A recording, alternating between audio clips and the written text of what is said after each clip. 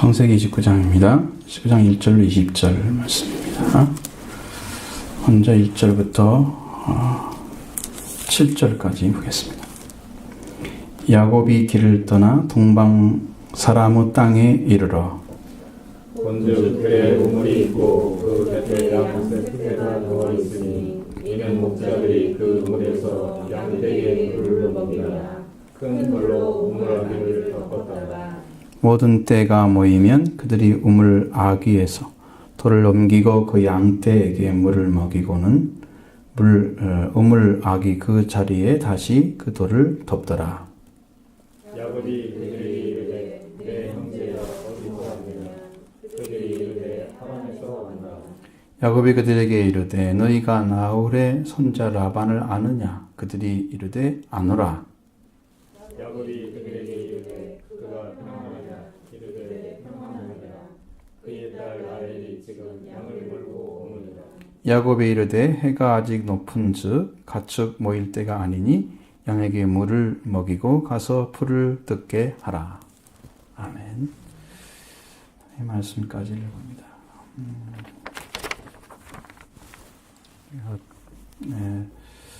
야곱이 이제 나그네 길을 떠났죠. 결국은 하란 땅을 향해서 갔습니다. 하란에 가까운 지경에 왔습니다. 그리고 가까운 지경에 한 우물에 도착했다. 이제 거기서 우물 이야기가 또 나옵니다. 아브라함의 정도 우물에서 리브가를 얻었던 바로 그 우물. 리브가가 물을 깃든 우물입니다. 그리고 야곱이 외삼촌 라반과 딸들 위해서 양을 위해서 사용하는 우물이었다는 것을 알 수 있습니다. 이곳에 도착한 야곱은 그 목자들을 만났습니다. 그런데 여기서 야곱은 24장에 소개된 아브라함이 보낸 하란으로 보낸 그런 늙은 종의 모습과는 전혀 다른 모습을 보이고 있는 것을 볼 수 있습니다. 거기에서 목자들과 나눈 대화에 보면 야곱은 그 우물이 하란에 가깝고 라반의 딸 라헬이 잠시 후에 올 것이라고, 그리고 라반과 그 가정이 평안한 소식을 알게 되죠. 그런데 이 소식을 전해준 목자들은 야곱은 무슨 말을 하냐면 7절 말씀에 해가 아직 높은즉 짐승 모일 때가 아니니 양에게 물을 먹이고 가서 뜯기라. 이렇게 명령을 하는 거죠. 이것은 야곱이 교만한 성품을 가졌다는 걸 알 수 있습니다. 아브라함의 늙은 종은 하나님의 인도하심 밖에서 기도하잖아요. 여기 도착을 했으면 어떻게 하나님 보내신 그 라반의 집에 갈 수 있느냐, 이것을 위해서 기도를 했을 할 건데 전혀 그런 모습을 안 보이잖아요. 물을 먹이고 가상을 뜯겨라. 자기가 명령할 명령이 아닙니다. 자기가 할 말이 아니에요. 그래서 우리가 기도하는 것도 마찬가지고, 우리가 할 수 있는 것은 하나님이 우리가 주시는 것밖에 없잖아요. 우리는 받는 자리에 서는 것이 가장 잘한 것입니다. 그리고 충만히 받으면 줄 수가 있죠. 이것이 부족하게 되면 늘 받는 자리에 잘 쓰잖아요, 우리 신앙이.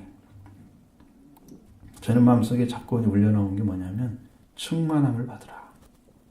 제 마음속에 계속 지금도 말씀하는 하나님의 음성이 들려옵니다. 충만해진다는 거예요. 교회는 충만해져야 그때부터 부흥이 온다는 거예요. 그러니까 여러분이 성령도 말씀도 믿음도 충만해지면, 그것이 넘치면 이제 그때부터 일을 시작하는 하나님께서. 여러분이 늘 간구하고 부족한 상태, 뭔가 좀 부족한 상태면 이 넘치지 않기 때문에 열정이 좀 적어요. 부족하죠. 하나님 일 안 하려고 하는 건 아닙니다. 그런데 열정이 적어. 그러니까 뜨겁게 일어서지를 않아. 막 나누고 싶고 전하고 싶고 이런 것들이 안 일어나. 사실 보니까 교제가 많은 이런 교회들이, 성도들이 뜨겁더라고요. 교제가 많은 데들.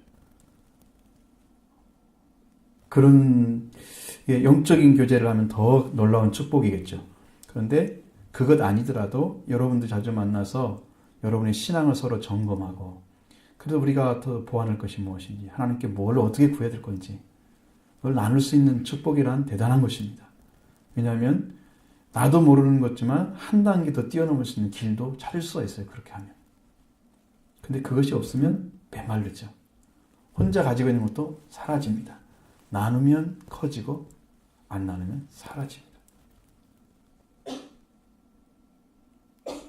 그런 거예요.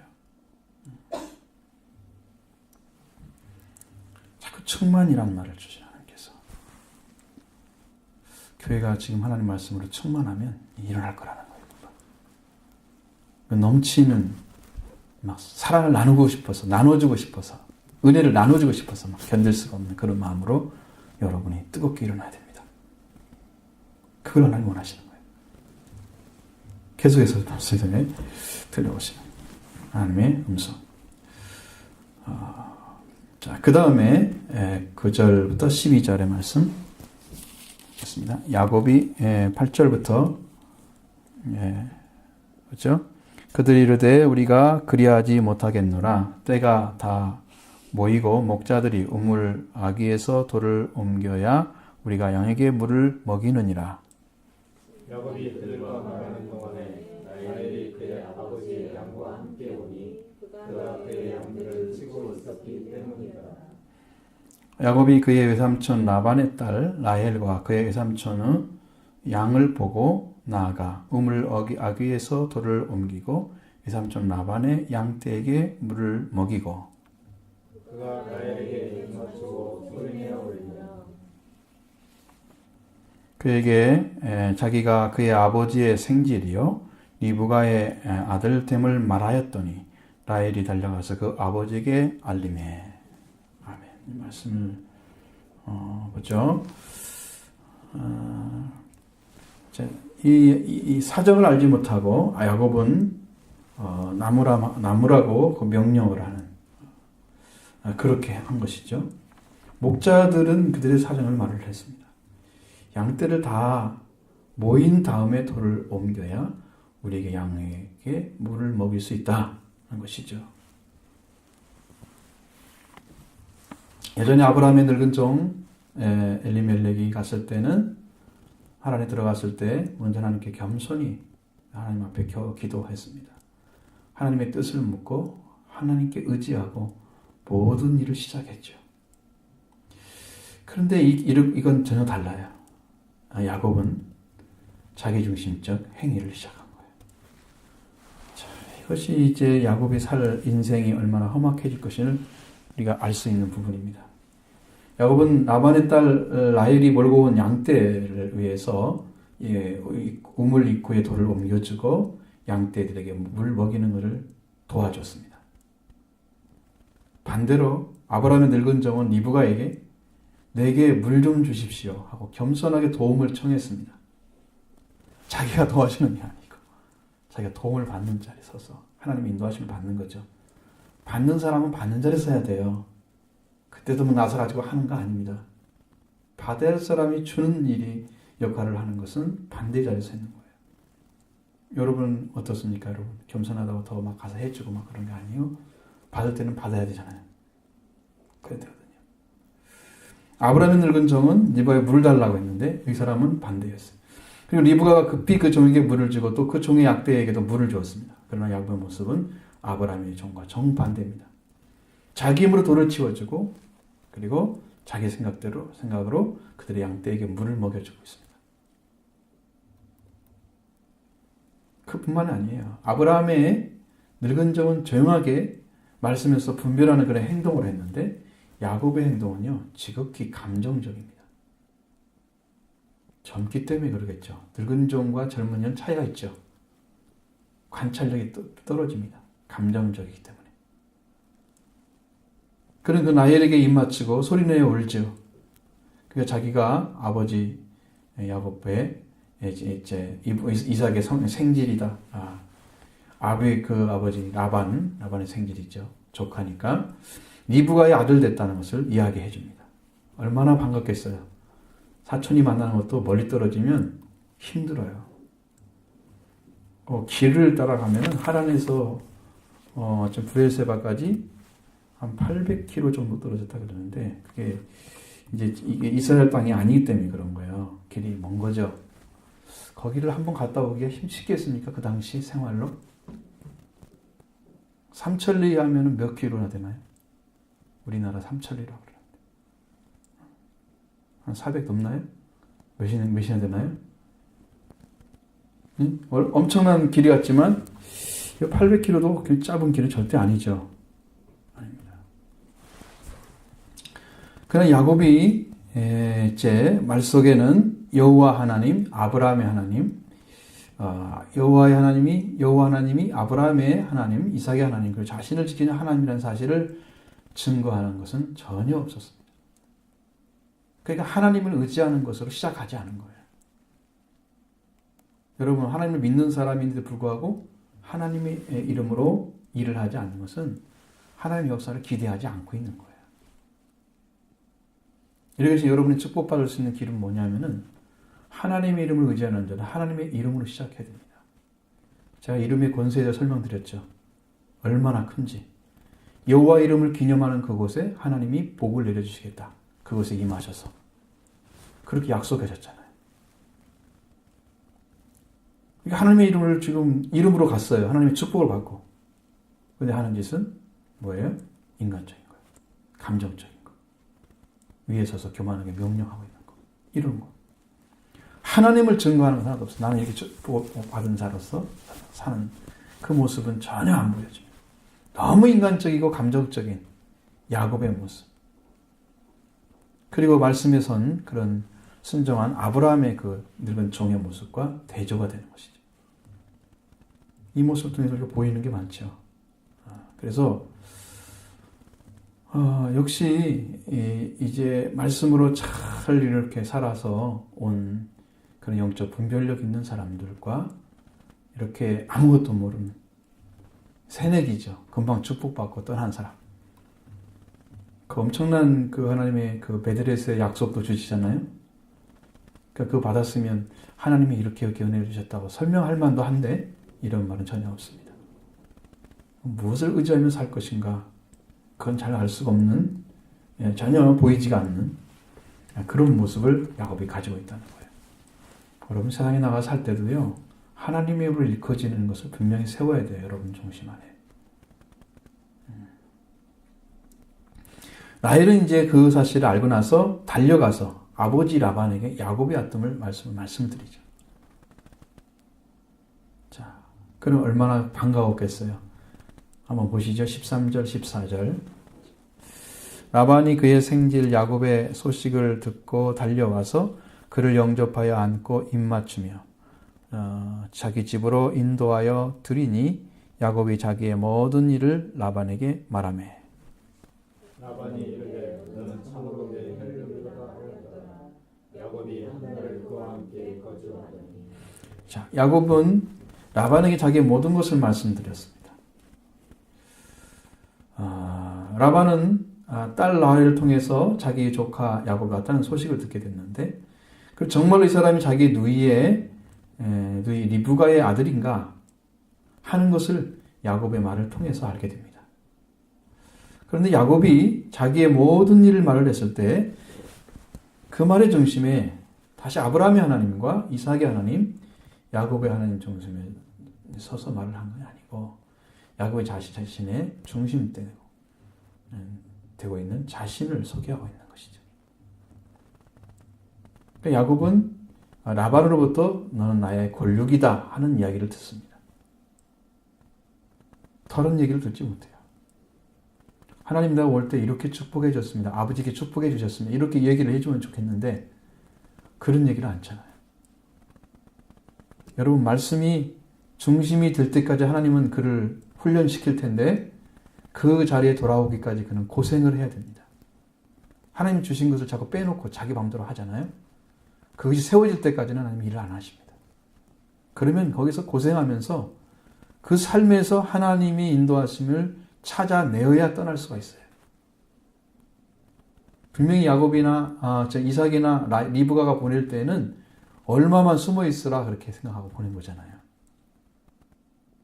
근데 그렇게 될 수가 없는 거예요. 얼마 될지 몰라요, 지금은. 그러니까 여러분의 말씀을 받으면 말씀을 앞세워서 일하시기 바랍니다. 말씀을 앞세워서. 받은 말씀대로 살아가는데 초점을 맞추고 대화의 중심도 거기 주자에 거기다 맞추고 그다음에 믿어지든지 안 믿어지든지 여러분이 할 일은 하는 것입니다. 그게 믿음의 사람들이에요. 혹은 실패가 있을지라도 나중에 아주 아름답게 하나님 만들어주시면 이 축복을 증거할 수가 있습니다. 겉으로 아는 사람들은 보기에는 아름다운데 열매가 없더라고요. 겉으로 잘 보이는 사람들은. 그리고 진짜 하나님을 의지하는 사람에게만 참된 열매가 나오더라고요. 권력만 확인할 뿐입니다. 야곱이 라반에게 한 말을 통해서. 권력. 친척이라는 거죠. 친척만 확인하고 맙니다. 하나님의 이름이 안 일어나요. 하나님은 지금 이를 축복 주려고 지금 보낸 거 아닙니까? 여기서? 그렇죠? 근데 그런 일을 하기에는 너무도 부족한 야곱의 모습이 보여지고 있습니다. 자, 15절 같이 봅니다. 라반이 야곱에게 이르되 네가 비록 나의 생질이나 어찌 공으로 내 일만 하겠느냐? 무엇이 내게 구하라. 라반의 집에서 지나게 된 야곱은 자기의 온 목적을 분명하게 말하지 않았습니다. 그 말은 무슨 말이에요? 28장에 분명히 말씀하셨잖아요. 그렇죠? 하나님께서 뭐라고 말씀하십니까? 13절에 28장 13절을 보면 분명히 나오죠. 나는 여호와니 위 너의 조부 아브라함의 하나님이요 이삭의 하나님이라. 분명히 하나님이 자기 조상과 함께 있었다라고 이야기합니다. 위대한 신앙 유산을 이어받은 자손이고 거기에다가 축복까지 받은 사람이죠. 하나님께서 내가 너와 함께 해주겠다. 네가 돌아올 때까지 내 너를 지켜주겠다라고 약속하셨습니다. 야곱은 먼저 아브라함 하나님, 이삭의 하나님, 그리고 야곱을 지키시는 여호와 하나님을 소개한 후에 저는 하나님의 원하시는 배필을 내 아버지와 어머니의 말씀에 순종해서 당신의 핏줄 속에서 구하기 위해서 왔습니다. 이렇게 이야기를 했어야 되죠. 그게 순서죠. 그러나 야곱은 자기 온 목표만 하지 않고 거기 한 달 동안 그저 라반의 일을 도와주고 있었습니다. 자기의 목적 관계없이 한 달 동안 체류를 한 거예요. 그러다 보니까 삼촌 입장에서는 어때요? 안타깝잖아요. 내 조카지만 거저 일을 해주는 것은 시킬 수가 없죠. 그래서 어떻게 보수를 주면 되겠느냐? 내게 말해봐라. 네 목적이 뭐냐? 이제 이렇게 물어보는 거예요.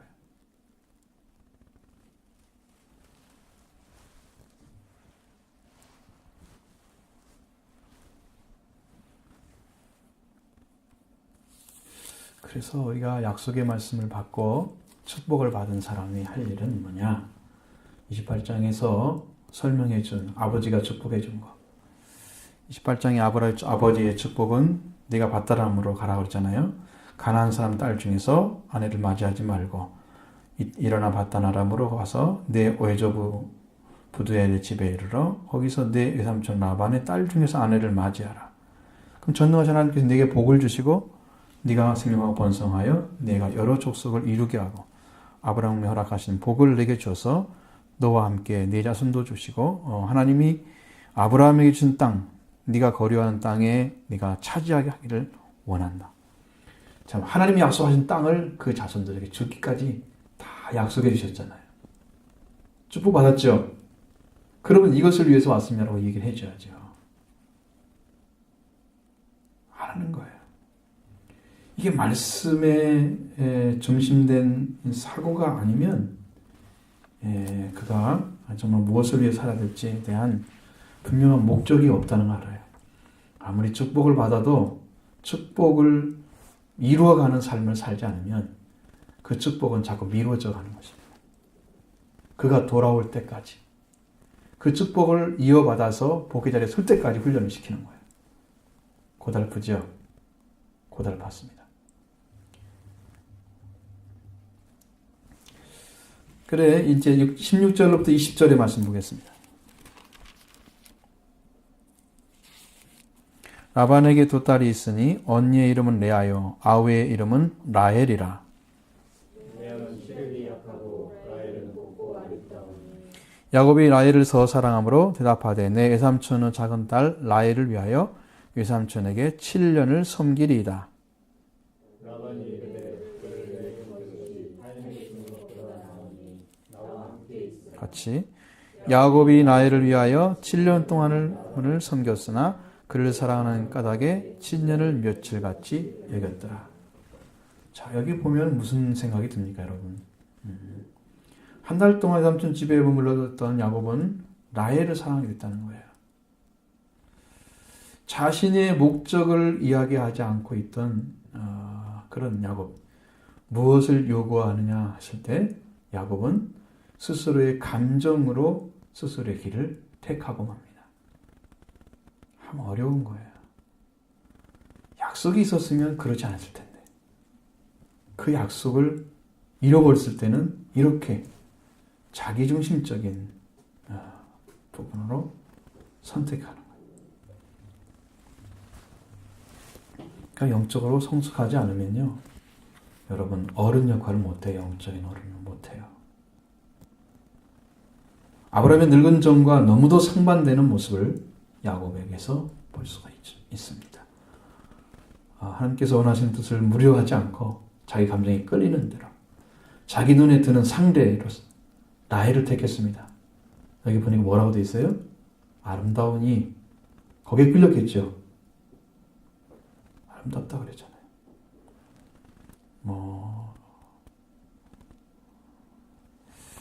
라헬이 그렇게 됐죠. 레아는 알력이 약하다, 시력이 약하다 그랬어요. 그러니까 그렇게 감정이 안 끌렸던 것 같아요. 그래서 그를 연애했기 때문에 라헬을 달라고 했습니다. 자기 멋대로 보스를 정하고 나이를 주기만 하면 7년 동안 외삼촌 집에서 봉사하겠다. 이런 조건을 내에 걸었습니다. 자, 이렇게 타산적으로 나오고 자꾸 그냥 감정적으로 나오니까 외삼촌도 그렇게 나오는 거예요. 신앙의 사람들은 그래 참 이게 지금 방향이 잘못 정해진 거죠. 이렇게 말하는 야곱에게 라반은 기왕에 내 딸을 라헬을 시집 보냈는데 타인에게 주는 것보다 야곱에 주는 거에 나오니 자기 집에 함께 있으라. 그렇게 해서 이제 결정이 된 거죠. 타산적이고 인간적인 야곱에 대해서 라반도 지극히 타산적이고 인간적인 면을 보이고 있습니다. 자, 아브라함의 늙은 정조와는 전혀 다른 별개의 사람으로 라반이 보여지고 있는 거예요. 거기에 합당하게 말을 해줘야 하잖아요. 거기에 합당하게 얘기해 준 거예요. 자, 자기중심적인 생각, 그런 것들이 감정이 이렇게 앞세워지면 하나님 말씀을 생각하지 않고 하나님이 어떻게 하기를 원하시는가 이 뜻을 별로 중요시 여기지 않습니다. 그 순간에는 자기 자신의 말로 스스로를 묶어버리는 그런 어리석은 자의 생활을 하게 되는 거예요. 라반이 요구한 것이 아니잖아요. 야곱의 제안이잖아요. 스스로가 7년을 고생하게 된 거예요. 만약 야곱이 옛날 아브라함의 늙은 종과 같이 했더라면 얼마나 좋았겠어요. 야곱의 하나님 그 권위를 가지고 여호와 하나님 말씀에 서서 하나님의 여호와 하나님이 그 뜻에 의지해서 라반에게 접촉했더라면 라반도 흔쾌하게 허락했을 것이에요. 아버지의 뜻을 알았더라면. 그 하나님이 원하시는 그 뜻을 따라서 행동했다면 꿈에 본 사자들이 그 사자 다리를 오르내린 것처럼 야곱 또한 그렇게 하나님이 원하시는 길을 하나로 행해서 가게 됐을 것입니다. 그렇다면 7년을 고생하지 않아도 되는 거거든요. 라반은 여호와 하나님에 대한 그 믿음을 가졌기 때문에 그에게 딸을 기꺼이 내어줬을 거예요. 그런데 라반은 타인에게 주는 것보다 내게 주는 게 더 낫겠다. 좋겠다. 그래서 주겠다는 거예요. 이거 야곱은 당신의 딸을 주면 내가 7년을 봉사하겠다. 이렇게 말을 해서 자기 말로 스스로 자기를 올감했습니다. 여호와 하나님으로 인해서 라헬을 얻었다면 한 푼의 보수도 필요가 없고 오히려 기쁨과 축복을 받으면서 결혼을 할 수가 있었을 것입니다. 그렇게 하지 않기 때문에 자신의 말을 자신을 얼게 해놓고 그것이 야곱의 인생에 있어서 얼마나 자신을 고달프게 하는 것인지 시행착오를 하고 있는 모습을 봅니다. 그런데 그 사랑하는 여인 때문에 7년을 며칠처럼 보냈다고 그러잖아요.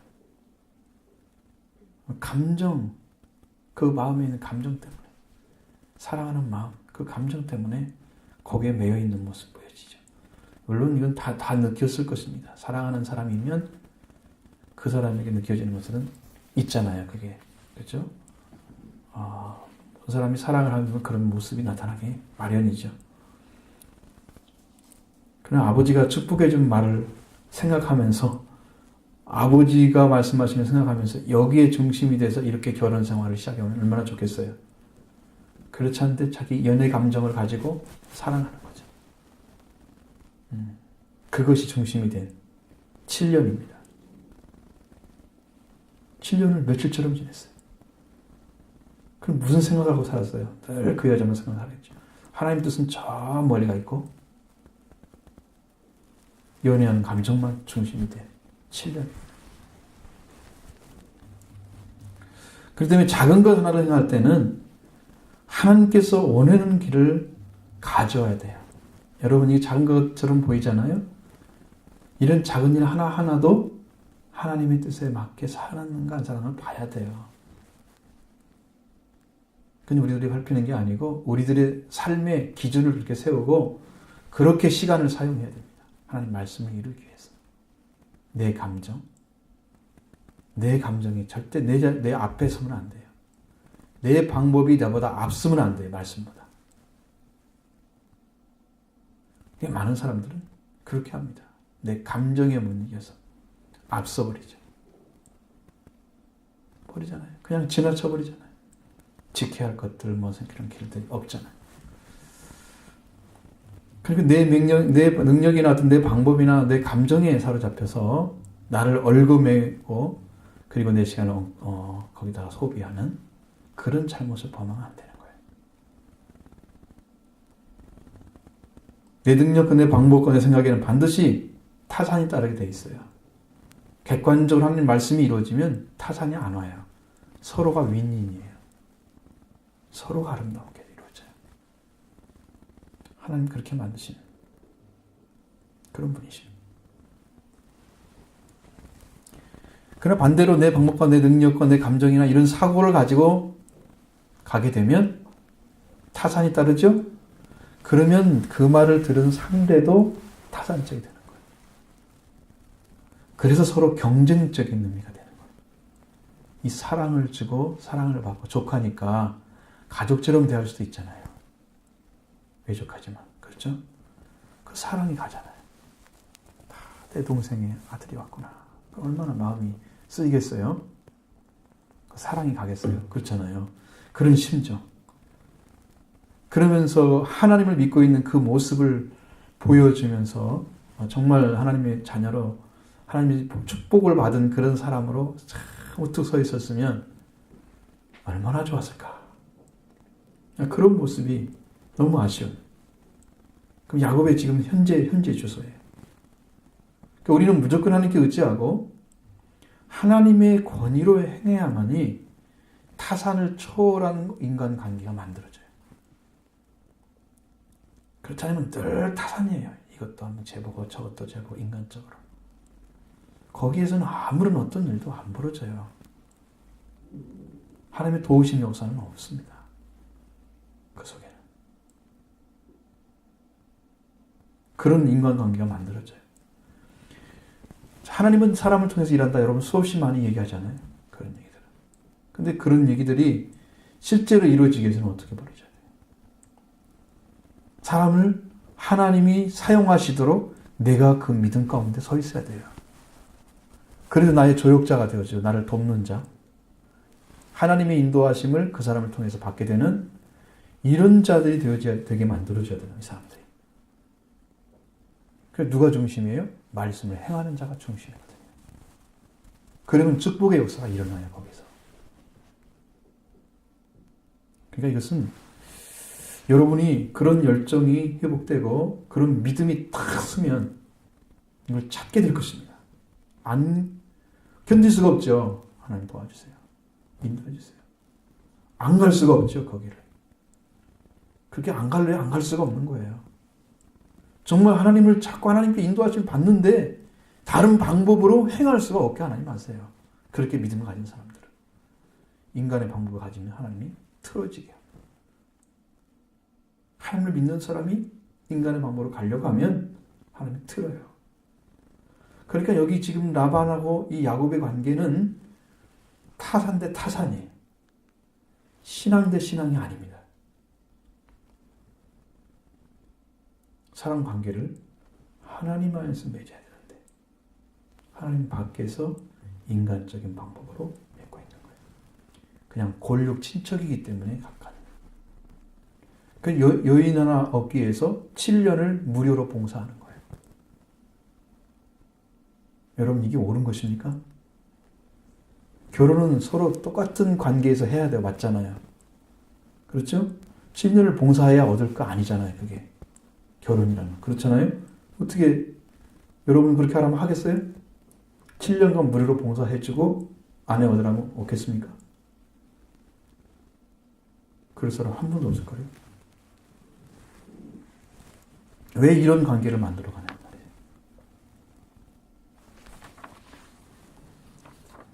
야곱이 좀 어리긴 너무 어리죠. 이 사고나 생각이 너무 어립니다. 그러니까 여러분의 신앙도 여러분이 생각해야 될 부분들이 타단적이 아니냐는 것입니다. 하나님의 일을 할 때는 여러분 재지 않고 하셔야 돼요. 어떤 분이 옛날에 그런 얘기도 하잖아요. 3년 동안 열심히 그러니까 11절을 하면 하나님이 복을 주십니다. 성경에 기록된 말씀을 보살이 선포를 했습니다. 그 사람은 그럼 한번 해보자. 한번 시험을 해보자. 그래서 3년 동안 진짜 11절을 했습니다. 근데 복이 안 왔어요. 그러니까 지금까지 낸 11절 다 내느라고. 네. 당신이 거짓말했지 않냐고. 그 사람이요. 타산적으로 했기 때문에 하나님 받지 않으신 것입니다. 인색한 마음. 계산을 딱 해가지고 하나님 이만큼 내가 냈으니까 이만큼 주겠지. 딱 정해놨어요. 아버지를 뭘로 알고 아버지를 그렇게 깔보는지. 응? 생명의 근원이신 분을 자기가 함부로 평가하는 그런 죄를 범하고 있는 거예요. 응? 그런 사람 절대 있으면 안 되겠죠. 그럼 말씀 안 믿으려면 내지 말아야지. 안 믿는데 왜 내고? 왜 또 달라고 그래? 믿는 사람을 들으란 말이 믿는 사람. 11조 생활이 사실은 기본 중에 기본이잖아요. 주의를 지키는 거하고. 제가 깜짝 놀랐습니다. 이번에 목사님들 만난 중에 한 분이 교인들을 교육시키기가 너무 힘들대요. 목회자 다루기가 너무 힘들대요. 교인들한테 이렇게 저렇게 말을 하면 교회를 안 나와버린대요. 말을 안 듣고 이렇게 얘기하는 게 아니라 교회를 아예 안 나온대. 그러니까 말을 못 한다는 거예요. 어떻게 하면 좋아요? 어떻게 가르쳐요? 지금 거기까지 왔습니다. 지금 세상 교회들이. 그러니까 회개를 외친다는 것은 있을 수가 없는 일입니다. 변질됐습니다. 기독교 복음이. 그렇게 인간에게 맞추다 보니까 다 변질됐어요. 거기에 사용하시는 파트타임 교육자들도 말을 안 들어도 옷을 그냥 그 주일에도 예를 들면 청바지에다가 뭐 자켓 하나 걸쳐 타고 오고 주일인데 앞으로 목회자로서 목사로서 일을 할 사람이 그렇게 와도 말을 못해. 이 사람도 역시나 똑같은 어른이야. 목사님이 거기서 지금 인턴 과정을 시키는 거나 마찬가지거든요. 목회 공부를 시키는 거야. 그 일을 통해서. 그러면 그거 받을 수 있는 준비는 돼 있어요. 심정. 그렇죠? 준비가 전혀 안 돼 있어요. 앞으로 한국교회는 어둡습니다. 미래가. 교인들이나 아니면 교육자들이 다 엉터리입니다. 순수신앙이 떨어졌습니다. 저는 제가 하고 싶은 대로 다 합니다. 말씀대로 전해주니까. 누가 듣든지 안 듣든지 하나님 말씀이면 전해줘요. 그래야 살 길이니 말씀만 있기 때문에 그게 옳은 거라 생각하고요. 근데 그걸 못해요.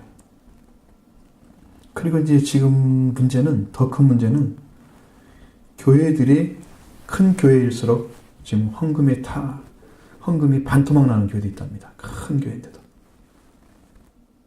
세상이 너무 힘들으니까 성도들이 전부 힘들어서 헌금을 못하는 거예요.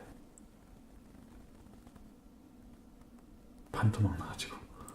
그러니까 그냥 말로만 너울 좋게 이렇게 얘기하는 거지 실제로는 그렇지 않은 교회들이 더 많다고 이야기합니다.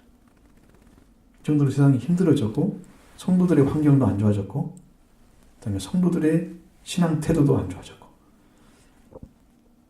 그러니까 결론적으로 저는 그렇습니다. 하나님께서 심판이 오면은 세상부터 심판하지 않을 것입니다. 성전부터 심판할 것입니다. 정말 하나님의 성전으로 돌아왔는지 아닌지를 볼 거예요. 거기서부터 시작합니다. 심판이. 그리고 밖으로 나갑니다. 그러니까 이것은 마음 심판입니다. 여러분이 그리스도가 여러분 안에 계시면 여러분 산자로 심판하지 않습니다. 이미 예수를 믿으면 심판을 끝난 거예요. 심판이. 왜? 예수님이 심판을 대신 받았잖아요. 우리를 대신해서. 그러니까 예수님이 약속한 말씀을 믿으면 심판은 없는 거예요. 그런데 그렇지 않은 사람이 교회에 더 많을 거라는 거죠. 인자가 올 때에 믿음을 보겠느냐? 인자의 날에 믿음이 없는 사람이 태반일 거라는 예수님 말씀이세요. 믿음을 보겠느냐? 얼마나 소수인가를 알 수 있습니다. 제가 말씀드린 것처럼 한국 교회는 앞으로 희망이 없는 이유 중에 하나는 거듭난 사람이 없다는 거예요. 다 종교인만으로서. 그 0. 몇 %, 0.0 몇 %만 구원받는다. 다 종교 생활 열심히 하고 그냥 자기 열정으로 신앙생활 하니까 그리스도를 닮은 사람이 태어나지가 않아. 품종도 안 바뀌었는데 무슨 품질이 좋아지길 바래. 응? 이거 하나도 안 되는 거지. 한국 교회 진짜 우리가 지금 이렇게 복음을 외치고 무슨 하나님께서 마땅한 때에 합당한 말씀 주시어서 지금 전하는 것입니다. 여러분 이게 짜맞춰서 증거하는 거 아니에요. 제가 주일날 설교하는 것은 짜맞춰서 어느 때는 이번에는 더 좋게 하고 이번에는 더 강한 그거 아닙니다. 하나님께서 그때그때 마음에 주셨기 때문에 일을 하는 거예요. 그것이 그냥 그렇게 맞춰진 것뿐이에요. 다음 주는 더 강력하게 할 줄 몰라요. 그건 내가 할 수 있는 게 아니에요. 그래서 분명하게 여러분 또 그런 관계 안에 들어와서 하나님이 인도하심 받는 축복된 길이 그리스도 안에 있습니다. 그리스도가 여러분을 위해서 수고하신 그 고생한 것들이 정말로 은혜가 되어 축복이 되길 바랍니다. 주님의 수고함이 주님 여러분의 죽고 부활하신 그 은혜가 여러분의 생명을 구하는 능력으로 사용되길 바랍니다. 하나님이 그것을 지금 여러분이 주고자 하는 거예요. 그렇게 해서 은혜를 충분히 받으면 다른 쪽이 안 됩니다. 그때부터. 그냥 주셨기 때문에 하나님 내가 들으지 못해 죄송합니다. 이렇게 했죠. 더 헌금하라 그래 교회에서. 이렇게 말을 하죠. 기본적인 헌금 외에는 말하지 않잖아요. 그래도 여러분이 마음에서 우러나면 다 감사하잖아요. 사랑하니까 하나님. 그런 믿음의 삶이 여러분이 세워지길 바랍니다. 점점 더 충만한 충만하게 넘치도록 여러분의 열정도 회개도 믿음도 넘치도록 여러분 충만하기를 바랍니다. 하나님이 충만을 자꾸 열려요. 충만해진다는 거예요. 이게 넘치는 모습이 보여져야 돼요. 여러분이 막 주체할 수가 없어. 어떻게 하지? 서로 나눠야 됩니다. 그렇죠? 사랑을 합니다. 말씀으로. 아름다운 관계가 만들어지죠. 교회는요. 살아있는 신앙들은 교제하는 걸 보면 알아요. 살아있는 신앙들. 그 교제 내용 속에 하나님의 은혜가 더 많고 사랑이 넘치고 이런 축복. 내가 은혜 받고 이렇게 살아간다면서 여러분의 입에서 나오는 말들이 참 기쁨, 찬양, 영광이 되는 하나님께서 받으시는 그런 열매가 있기를 바랍니다. 그리스도는 이미 이겨놓으셨기 때문에 여러분 그것만 믿으시면 돼요. 그리스도의 이기심이 여러분을 부정할 것입니다. 승리하도록 도와줄 것이니까 다른 거 믿지 말고 그리스도의 죽으심과 부활을 통해서 유월절을 여러분이 하시면 오순절로 들어가 축복을 받기 바랍니다. 그래서 내 감정, 내 방법, 내 능력 이런 것으로 타산적인 방법식으로 인생을 살아가지 마십시오. 하나님 앞에서도 그렇죠. 사람 앞에서도 그러지 마십시오.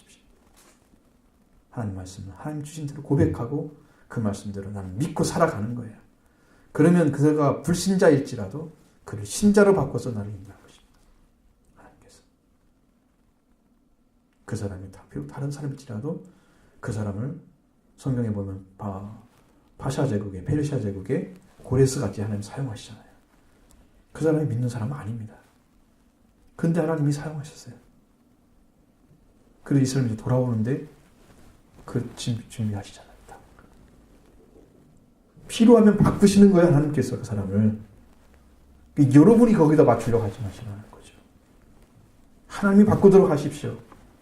응? 여러분의 삶을 말씀에 맞춰가도록 하십시오. 그러면 하나님은 그 사람을 여러분 말씀에 맞도록 바꿔서 사용하실 것입니다. 여러분이 말씀 중에 받는 거예요. 그것이. 다른 사람 여러분 귀하게 여기고 사랑할 것입니다. 잠언 3장의 말씀이 다 이루어져요. 그렇게 하면. 하나님께서 나를 귀중하게 만들 것입니다. 내가 하나님을 인정하고 사랑합니다. 그 축복된 길이 성경 안에 다 있는 거죠. 자, 아름다운 믿음이 여러분 것에 대해서 여러분 충만한 은혜 받고 이 축복된 삶을 살기 바랍니다.